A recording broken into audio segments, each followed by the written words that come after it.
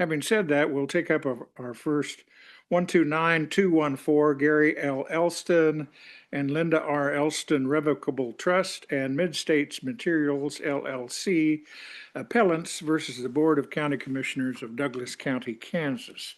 Council will please enter their appearances. Your Honor, Justin Joel on behalf of the appellants. And Jessica McKinney on behalf of the appellants. All right, will both of you be arguing?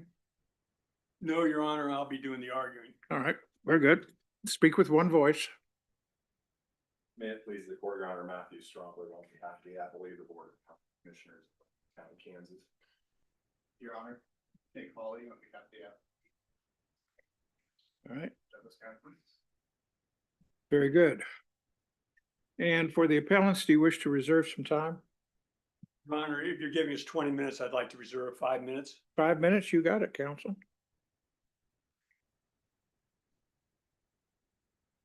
As soon as our timekeeper gets you set up, very good. Let's proceed. May it please the court. My name is Justin Joel, and Jessica McKinney and I are here on behalf of Mid-States Materials and the other appellant asking this court to reverse a decision by the Douglas County Board of County Commissioners in 2023 denying a request by Mid-States for a conditional use permit to operate a quarry in Douglas County. We are asking this court to enter an order, as it has in previous cases, remanding the case back to the board, requiring the board to issue the CUP for Mid-States. This, I've read through this several times now, and why don't you hit me with your best argument? What is the one that you want to make sure we understand? Well, can I give you two best arguments? Sure. Okay. It's your time. Okay, thank you. First of all, the board only listed two reasons why they were denying the CUP. Can I call it CUP, Your Honor? Of course. And one of them was lack of imminent demand for the material, and the other was the compatibility with the area. Those are the only two stated reasons set forth in the board's decision for denying the CUP. On appeal, the board is now trying to introduce a new issue, the presence of the Panasonic project. However, that was not a stated reason in the decision entered by the board. Was it argued? Was there evidence about this possible effect of this huge plant? Well, Your Honor, there was testimony given that there might be future development, there might be future annexation. But the record is pretty clear, Your Honor, from three people that I think sets forth the real standard for this court to follow. And one is the case law in Kansas is clear that speculation about future growth and development is not a reason for denying a CUP request. But is that speculation? I mean, we know Panasonic is coming. I mean, at the time they knew. So is that really speculation? There was no plans in effect. There was no annexation plans in effect. In all effect, the comprehensive plan for the city of Eudora said they could not annex a property close to the Mid-States proposed quarry until 2040. And the evidence showed that if there was annexation, that area would still be predominantly agriculture, and that the quarries could be operated in that area. There was no annexation plan, there was no development plan, there was no infrastructure in place, or even plans for when that would take effect. And I think we can look at that, Your Honor, with three people. The city manager of Eudora testified that Eudora was going to be in the process of planning for future development. And so they hired a planning consultant to come in and make plans for future development. And that planning consultant was Dave Knopnick. And Mr. Knopnick testified in front of the board to the following, that he was not aware of any decisions about updating the urban growth stuff. Eudora has just been playing with draft maps. Eudora has simply been trying to play with the numbers. And unfortunately, right now, none of those are official things.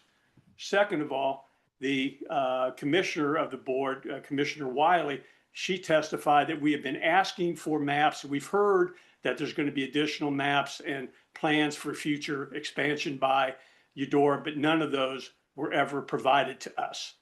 So there's nothing concrete about what was going to happen out there, unlike other cases where, take the city of Olathe, Your Honor, where in that case, there was plans for residential development and other commercial development in the area. And there was an infrastructure, the court found the infrastructure was about to be, the utilities was about to be installed in that area. There was no speculation. It was concrete. Correct me if I'm wrong on the facts here. There is a 14 house or 14 homes development close to this area for the permit, the conditional use permit that you're asking. Doesn't that indicate urban or suburban growth? Well, those homes were there when the board approved the expansion of the Ham Quarry, first in 2020 by 50 acres, and then in 2022 by 161 acres. And the board found that the expansion of the Ham quarries was compatible with the neighborhood. You bring up an interesting point. The board approved the Ham expansion Yes, a year before it denied this permit. Is that correct. correct? Was the Ham expansion by conditional use permit? Yes. And when does that permit expire? It expires in 2038, Your Honor, with the possibility of extending the term beyond that. In contrast, the CUP request by Mid-States was only for 20 years. So if that had been granted in 2023, as it should have been, that conditional use permit would have expired in 2043, or just 5 years after the Ham term would expire. And your permit was cheek by jowl to the Ham quarry, correct? I'm sorry. Right next to it. Yeah, adjacent All right. to it. And I think that an important factor for the court to consider is one of the golden factors, which was not considered by the board here. They did not list the golden factors. One of the key golden factors is, what is the recommendation of the planning staff? And in this case, the Douglas County planning staff did do a complete search and review of the CUP request by Mid-States, and they went through the golden factors. And the professional staff here, the only group that really reviewed this, came up with a recommendation approving the Mid-States CUP with approximately 20 conditions, all of which those conditions Mid-States agreed to implement. And some of those, you talked about compatibility with the neighborhood, Your Honor. A couple of those things are very important for the court's consideration. One, the board, when it approved the Ham expansion, only agreed to 500-foot setbacks. For the Mid-States, there would be 750-foot setbacks. Mid-States also agreed to erect 20-foot berms to kind of shield the neighborhood from the quarry effects. Mid-States agreed that they would only mine 50 acres at a time. And most importantly, I think for this court's consideration, Mid-States agreed to build with its own money a $3.5 million road to avoid its traffic going through the residential area, to avoid going by a senior citizen center, and to avoid going by the schools. At no time did the board, in denying the CUP, ever state any reasons why it was not following the recommendations of its planning staff that it reviewed and investigated this particular CUP. Well, what happened to your claims in front of the county commission? They were denied. Well, I know that, but what was their response? Did they make any inquiry into it? No, not that the record reflects, Your Honor. The only reasons they stated for denial was incompatibility with the area, which just 2 years earlier, they had found there was compatibility with the neighborhood, and then imminent demand for the product. And imminent demand for product is not a golden factor. Now, refresh my understanding here. Only the board can issue the permit, correct? Correct. So it looks like to me, if I see the map, the proposed site for your clients is about, well, it's catty corner from the housing development, where Hams is about a half a mile off. That's approximately right, Your Honor. There's about 17 homes in the immediate area, both the Ham and the Mid-State proposed quarry. 9 of those 17 homes are closer to the Ham quarry than they are to the Mid-States proposed quarry. This little development down here on the catty corner to your proposed development is, in that 14 homes or? Yes, that's Hesper Heights. Okay, And all those people who bought in Hesper Heights were aware that the Ham quarry was in effect. They were aware that the Ham quarry might be expanded and that the term of the Ham quarry might be extended by the board, which has happened. That quarry is going to be in operation till at least 2038. right, but there's a difference between being a half a mile from a quarry versus catty corner. Well, Across the, I don't know if that's an asphalt road or a dirt road out there. yeah, Your Honor, I think there's 3 cases that came down in Kansas. One's a Kansas Supreme Court, which combined investments. There's Blessing, which is a court of appeals, and there's D&D, which is a unpublished district court decision. All of them dealt with similar situations where you had a quarry in existence, and then shortly thereafter, a new quarry tried to go in adjacent to the existing quarry, and those requests were denied by the board. In each of those cases, the courts reversed the decision by the board, remanded it back to the board in order the board to enter the CUP. And the Blessing case, I think, is really of great interest to this court because it dealt with similar facts almost exactly, where the board denied the request based on lack of imminent demand and compatibility with the neighborhood, whereas only months before, such as similar to here, the board had granted an extension, an expansion of existing quarry and found that it was compatible with the neighborhood and there was an imminent demand. So one of the conditions used to deny the permit was lack of need for the material. Right. How was that determined? Well, there was evidence presented by Mid-States, compelling evidence by Mid-States, by several experts and several local contractors and so forth, that there was a demand and a need for additional quarry there for a number of reasons.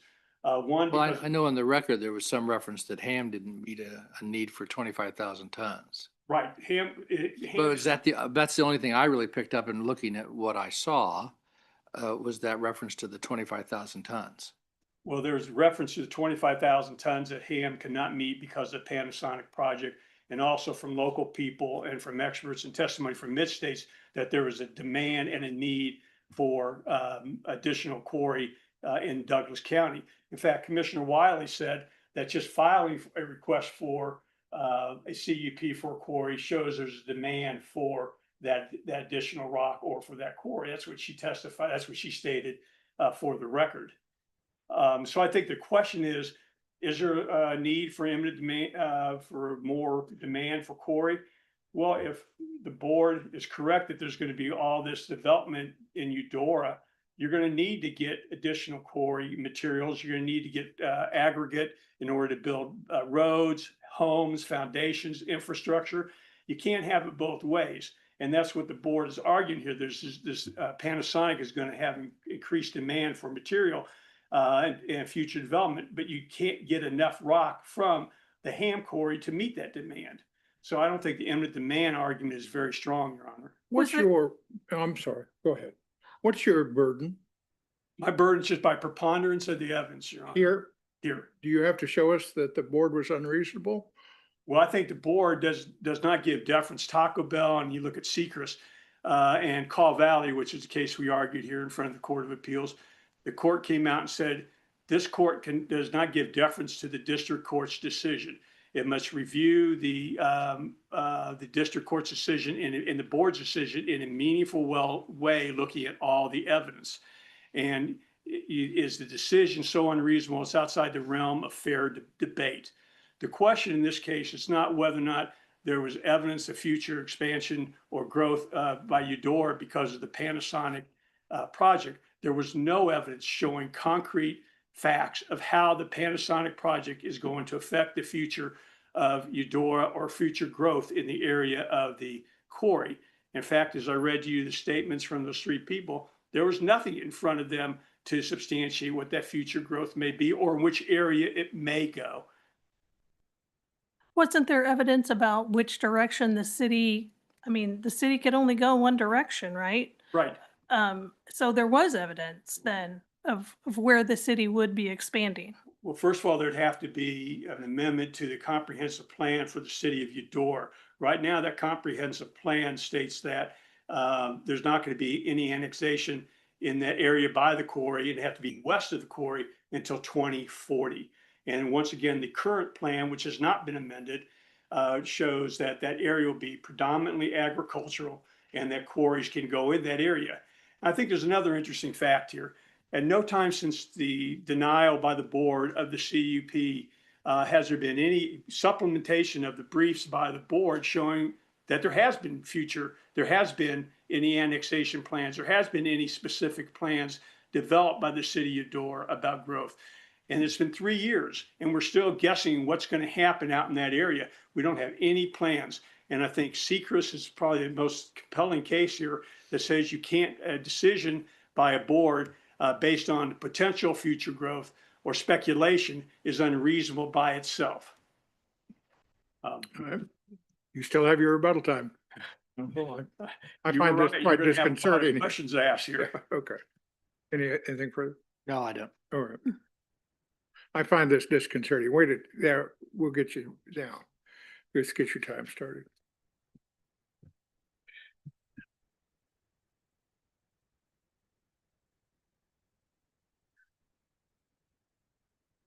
There you go. Proceed, counsel. May it please the court, Matthew Stromberg on behalf of the appellate. Your honors, this is a golden case in which the which the appellants only claims that the board's denial of the CUP application to operate a quarry was unreasonable. The dispositive question before the court today is whether the board's denial of this CUP application was so far wide of the mark as to be outside the realm of fair debate. When, number one, there was substantial evidence before the board to support its reasoning for denying the CUP, and two, contrary to what Mr. Joel was arguing, a review of the entire record is appropriate and permitted under Kansas law. It's not limited just to the stated reasons. And those other additional reasons further support the board's decision and the district court's ruling in this case. Well, counsel, it's true, is it not, that a year after granting an extension of a conditional use permit for Ham, they turned this one down? That is correct, Your Honor. What changed? So if we go through a timeline, we have Ham, and back in 2022, it asked for an extension of its CUP application. That's approved. Subsequent to that moment in time, the Panasonic plant is announced. That's the largest economic development in the state of Kansas history. Hits like a meteor, I understand. So if there's going to be that much more building, you're going to need a lot of building material, aren't you? Isn't there still going to be a huge need for building material in that area? Sure, I wouldn't say that there wouldn't be any need for material, obviously. What I will say is this, that the record before the board, because we make these decisions based on the evidence in the record before the board. So when they make their decision, that's what the court's looking at. And there is evidence in the record that, and it was actually submitted by Ham. They submitted a document that said, in fact, I should probably just find the actual quote. So Ham was opposed to this. I'm sorry, not Ham. My apologies, Mid-States. I got them mixed up. All right. My apologies. Because I didn't remember reading that either. So I was, No, I didn't mean to throw you a curveball, Your Honor. Some couple things. Douglas County staff report says this, quote, "It's difficult to predict how the aggregate market will operate. It is possible that between two quarries, the amount of rock produced would not exceed 720,000 tons per year. That's the production limit at the Ham quarry that currently exists." And then Mid-States had a submission that it says, quote, "There is already one quarry in close proximity. That quarry is limited by its CUP to 720,000 tons per year production.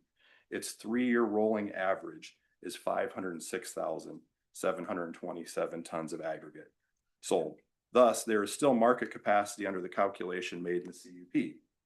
And then it goes on to say, "Simply because the number of quarries increases in a market area, it does not mean an increase in the total amount of aggregate sold," unquote. That was actually submitted by the applicant. And so what I think that concedes is that Ham is not even hitting its max amount.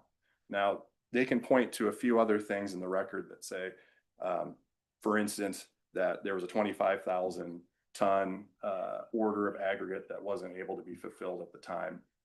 But there's also along with that, the gentleman who made that statement also said, I don't know what that means. Well, do we know why Ham didn't meet its maximum? Is it a lack of marketing, a lack of current equipment to produce the aggregate or employees? Yeah, I don't think the record is clear on that, Your Honor, but I think that the import of it is that they had just applied to extend and expand their mining operations. So it seems to me that there was the ability to do that. There's also a second quarry in Douglas County, which is operated by the applicants that could help meet these demands. And there was also evidence in the record. One of the citizens, Mr. Foster, submitted an image that showed all the quarries in and around Douglas County. And his presentation said that he contacted some of these various quarries and they were free to market aggregate to Douglas County. So I think what we have to look at is we have to remember this is all coming from the prism of reasonableness, which is, the board's decision must be presumed to be reasonable. That's longstanding Kansas law. So if we have evidence on both sides, some supporting the board's decision, maybe some contrary to the board's decision, the court's job is not to reweigh the evidence. It's just to look to see if the board has evidence that supports its decision so that it's not so wide of the mark that it's outside the realm of fair debate. I saw statements in there that Eudora can only expand to the south and to the west. Is that reasonable? Does the evidence support that? So you have testimony from Dave Knopick in front of the Planning Commission where he explains that you can't expand north in Eudora because of the river. You can't expand. That's the Kansas River. Yeah, and you can't expand east because of a creek that divides the area going east. As far as west, And pretty soon you're in Johnson County there, aren't you? yeah, I suppose it's pretty close. I don't know the exact marker on that, but and then as far as it goes to the west, one of the Planning Commission members made a statement that it's impractical to go to the west because it's a floodplain, and so the current city maps were already designed to go south, and so the only reasonable direction to go is where they had already been planning to go. The issue now is with the Panasonic announcement, it's the timing of the growth. Because when they approved Ham, they made it clear that that was based on a 2% growth model in the area. Well, now we have the announcement of Panasonic. Panasonic's told everybody this is going to be 4,000 plus new jobs. We know that DeSoto, on the record, there is testimony that DeSoto can't take the residential growth. They can take some of the commercial, some of the industrial growth that's going to be related to that project. But topography is going to stop them from doing much as far as multifamily developments. And so logically, the town that's 3 miles away, Eudora, is the one that's going to have to absorb the additional growth from the residential standpoint. Explain to me, there's some talk in there about the Starbond district, and where is that and how does that relate and why is that important, or is it? Yeah, so it is. It's also important. It's the secondary factor, I would say. Starbond is located just south of K10, and it would be north of where the quarries are. And it's going to be a area that's designed for residential and commercial activity. My understanding is there's going to be some ball fields there, and they projected that that also is another thing that's going to drive residential growth that wasn't considered previously at the time they made the maps before the Ham renewal. And this was all prior, of course, to the Mid-States renewal. And how does that relate to the CUP? That Starbond? Sorry. Well, it relates to it in that there's going to be more residential development, but probably going to be triggered by that to go along with the Panasonic. All right.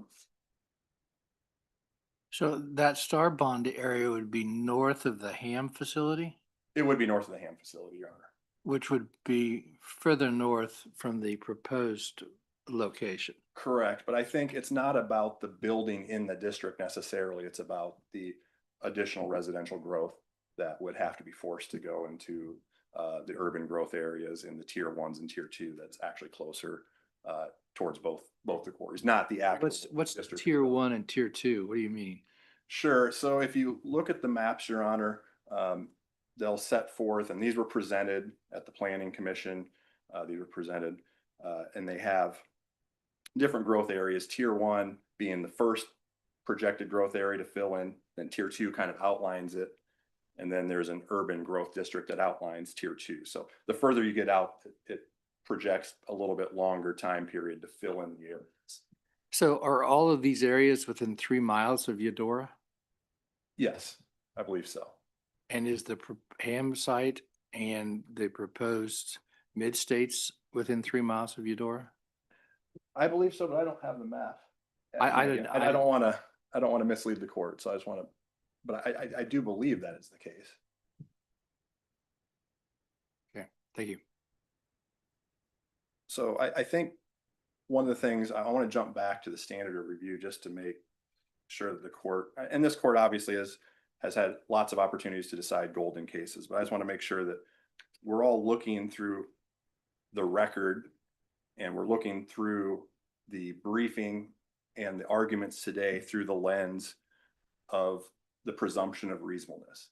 So that's the lens which everything we hear today, we really need to look at the case from that, because that's a highly deferential standard for the zoning authority. And whether an action is reasonable or not is a question of law to be determined upon the basis of the facts which were presented to the zoning authority. Not what did the zoning authority say its reasons were, it's what the facts were that can support that decision. And when we talk about the preponderance of the evidence for having a reversal, it's clear though, while the term preponderance of the evidence is used in the case law, case law also says a court may not substitute its judgment for that of the administrative body and should not declare an action unreasonable unless clearly compelled to do so by the evidence. And what Mid-State's entire argument for this court is, they're asking the court to reweigh the evidence. Mid-State's is saying, well, there's evidence in the record that says this, and there's evidence in the record that says that. They say that in the brief that the evidence is substantial and it's credible and it's unrefuted and it's overwhelming. But all of that is asking the court to reweigh. All this court is to do is to look to see, is there evidence in the record to support the board's decision? And if there is, and the decision is not so wide of the mark to be outside of the realm of fair debate, this court has to follow through and approve the district court's ruling and uphold the board's decision. Do you agree with your counsel's interpretation of the Blessing decision? So I think Blessant and all of the cases that involve quarries that were cited, I think they're all distinguishable on a couple different levels. I think first of all, number one, those cases don't involve an adjacent property that's platted and zoned residential. So whether it's combined investments or Blessant, there's not a platted residential area that's catty corner to the actual development that's proposed. And none of those cases involve a significant residential or commercial development, the scale of Panasonic or the Starbond district. Those cases do not involve a city that's forced to grow in a particular direction, and probably put differently and largely, those cases dealt with remote rural areas with low agricultural use. Everyone keeps mentioning Panasonic, but is Panasonic's anticipated employment going to be the same with the change in the need for battery operated cars? I'm not sure the record would be able to answer that question, Your Honor, but what we are to look at is what was the record before the board? Which was the anticipated growth. It's the anticipated growth, and those numbers, if you read the transcripts, came from Panasonic meetings. So these are meetings from the industry. They're saying it's going to be 4,000 jobs plus, and that's at the time, right? Well, I would like to say, well, Panasonic's there. We don't get a look to the future and then say, well, this is what really happened in the end, and then go back and say, well, was the board's decision unreasonable? It's at the time that it's presented to the board. And to the extent that council thinks that the growth is speculative, I think it's important to note that as a practical matter, city planners and county planners, they have to be, first of all, they're professionals. This is what they do for a living. They go through and they prepare maps and they prepare studies to try to explain how growth is going to happen. They have to project 5, 10, and 20 years in advance. what the board had in front of it was that Panasonic was a real thing and it was really happening. And so in response to that, the city of Eudora had already prepared new maps. They had hired a consultant to help them with their planning. The maps were presented before the Planning Commission, and they show that the projected growth was going to be sooner and faster than what was expected back when Ham had its quarry renewed. It's like you wake up one day and the sun sets in a different direction. It's like something changed. It's just not the same as what it was before. And that's the major difference between the Ham quarry application and this application is circumstances change, and we should be able to allow our elected officials to make those decisions based on the best information that's available.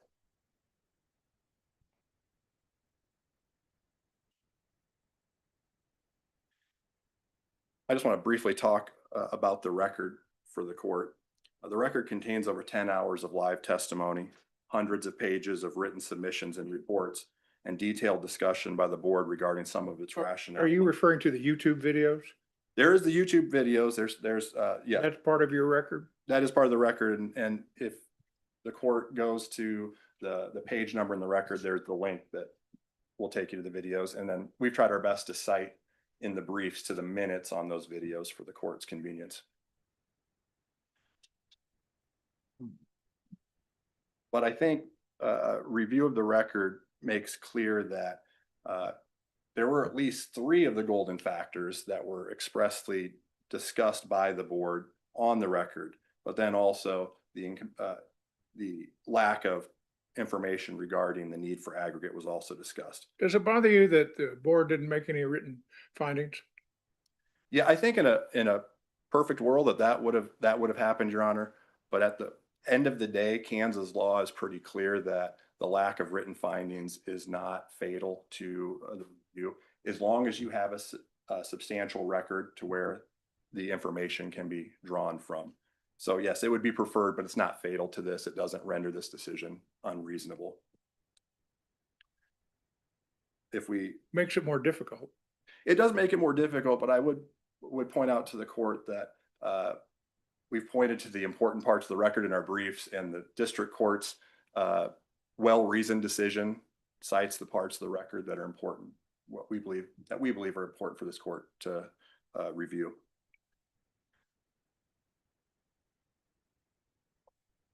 I think, unless there are any more questions from the court this time, I'd just like to say in conclusion, a final thought. And when we talk about imparting, I think this court can find guidance from the recent Pearson decision versus the Board of Potawatomi County Commissioners. And this is the quote that I found interesting. It says, "In our appellate review, we must ask several questions. Has the decision-making here proceeded fairly? Have all concerned, both proponents and opponents, had the opportunity to express their views? Did they have the opportunity to offer evidence in support of their views? All 3 questions we can answer yes. Did the decision show evidence of bias or prejudice? From this record, we must answer no. We will not substitute our judgment for the board. By law, their decision is presumed reasonable." I think the same rationale applies here. The proceedings were fair. The proponents and opponents all had the opportunity to present evidence. Speaking of this, your opponent argues that this was a plebiscite? Sure, I think this is different from a plebiscite, Your Honor, for a couple reasons. So in a plebiscite, the concern is that the board abandons its quasi-judicial role, and it basically takes the popular support position that might be based on irrelevant environmental, financial, or personal concerns. The fundamental difference here is this is not the not in my backyard group complaining neighbors based on irrelevant concerns. These are legitimate objections that are made by professionals who work for cities to design future growth maps. There was other government officials who testified, and there was also information provided about land values from real estate people. This is not just not in my backyard. There's actual policy-making reasons behind this. And simply put, I think if you watch the board's video meeting, it's evident the board didn't relinquish its roles. In fact, it noted several times that we need to not consider some of the things that were presented because we have certain factors that we must consider. And the board weighed the pros and cons. And so from that standpoint, I don't think this is giving into some small minority's view or the popular majority's view of a case without having any background to it. If there's any questions, I'll cede the rest of my time to the court. We will punish no counsel for giving up time. Thank you, Your Honor. Your Honor, I do want to mention that counsel was given 21 minutes and he finished within the 20 minutes. So I just want to point that out. All right. We need to get you down to 5 minutes here. Yeah, so you will get me down to 5. Well, well, we don't need third. There we go. We don't need, there we go. Now we got you in 5.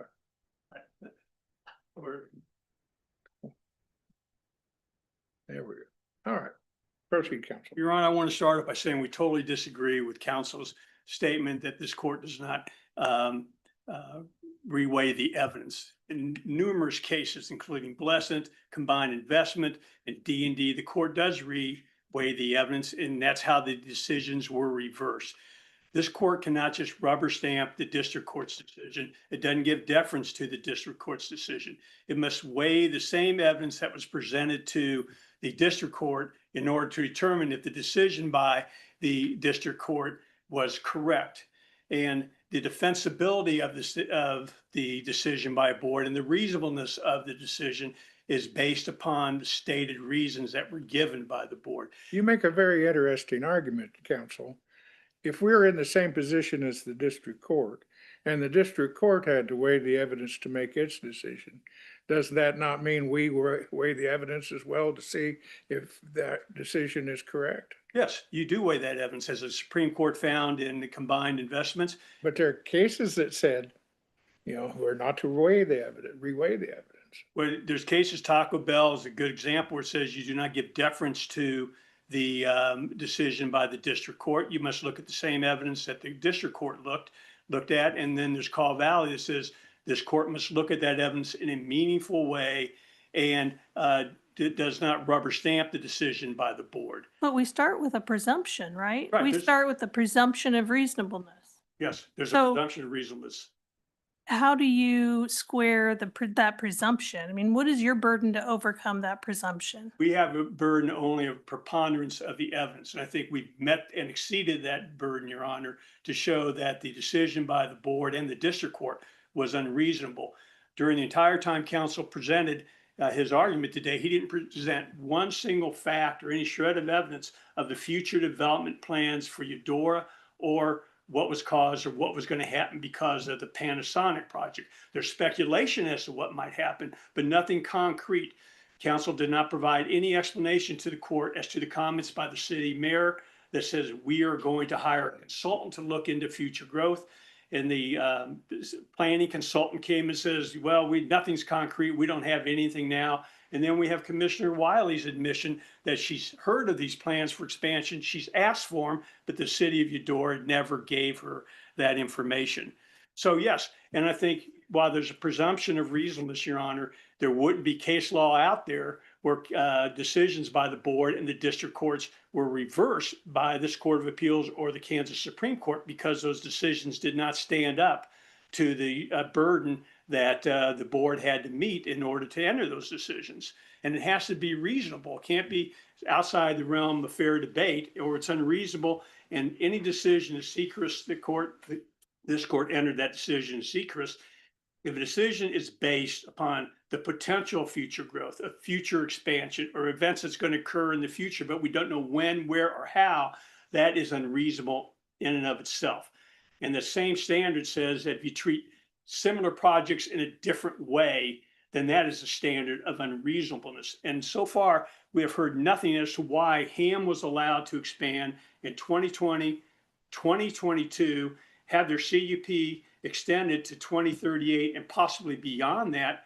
And then you deny months later a similar type of request by Mid-States for a smaller quarry when this demand is supposed to be there because of the Panasonic project.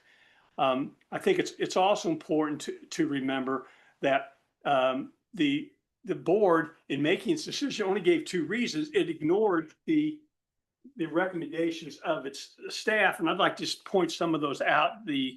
That first of all, this area is zoned agriculture, can't be rezoned by Douglas County. That time has passed.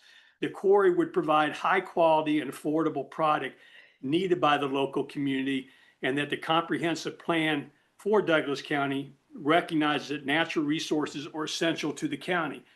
Quarry would create local jobs. Quarry activity should begin as soon as possible or the product will be lost. The quarry provides direct and substantial economic benefits to the county. Nowhere in the board's decision did they address the recommendations of their staff or why those recommendations were wrong.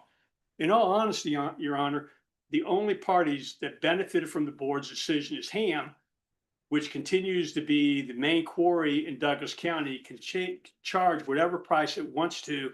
And it's not competitive pricing for the residents of Douglas County, many of whom came to the meeting and testified that they need additional quarries in the area so they can have competitive pricing, not only for themselves, but the county and for the government can get product from another quarry in the area, which would provide for less expensive. Council, you need to wrap I up. have one, the council said that Mid-States had another quarry in Douglas County.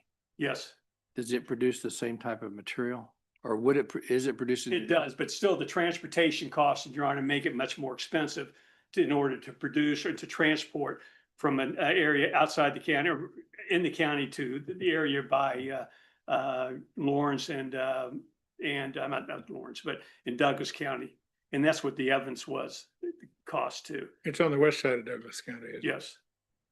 And this is on And just want to talk about this, just want to make one more comment. All right, The finish. star bonds, I think you brought up the star bonds. The star bonds were in effect back in 2018. They're closer to the Ham quarry than they are to the Mid-States quarry. And the star bond district was in effect when the board approved the expansion of the Ham quarry, both in 2020 and 2022. So it really has no impact on the decision here. And it wasn't a stated reason by the board for denying the Mid-States CUP. All All right. right. Thank you for Thank your you. time, Your Honors. We'll, very interesting case. We'll take this under advisement, issue a written decision in due course.